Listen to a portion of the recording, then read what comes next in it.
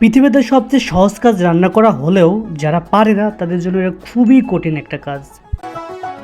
Office থেকে এসে এই ভাত চুলায় দিয়ে দিয়েছি এবং ভাত চুলায় দিয়ে আমি আমার তরকারি রান্না করার জন্য রসুন সহ অন্যান্য জিনিস আমি রেডি করতেছি। নতুন বলে রসুনও আমার সাথে মজা নেয়। যাই হোক, পরে আমি ফ্যানের নিচে চলে আসলাম কারণ রান্নাঘরে প্রচুর গরম।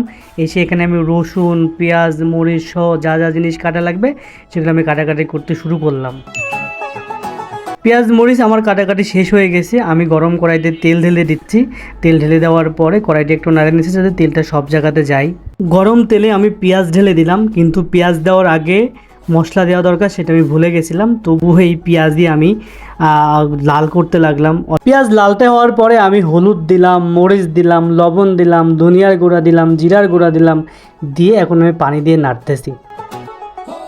পানি দিয়ে আজানোর পরে আমি মাংস দিয়ে দিয়েছিলাম। আসলে মোবাইলে চার্জ ছিল না, এই জন্য দেখাইতে পারিনি। এদিকে আমার ভাত অলরেডি হয়ে গেছে, রান্না অলমোস্ট শেষ, কিন্তু আমার গোসল করতে হবে।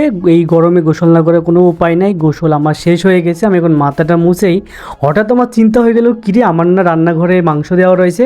দৌড় দিলাম, একটা দৌড় দিয়ে গিয়ে দেখি কি অবস্থা। তবে রান্নাঘরে যাওয়ার পরে দেখলাম যে না, যা পানি দিয়েছিলাম তার থেকে মোটামুটি পানির পরিমাণ বেশি আছে।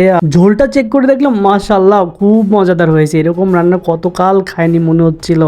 ফাইনালি আমার মুরগি রান্না এবং ভাত রান্না হয়ে গেল। এখন আমি খাইতে বসবো। দেখ, বিসমিল্লাহির রহমানির রহিম।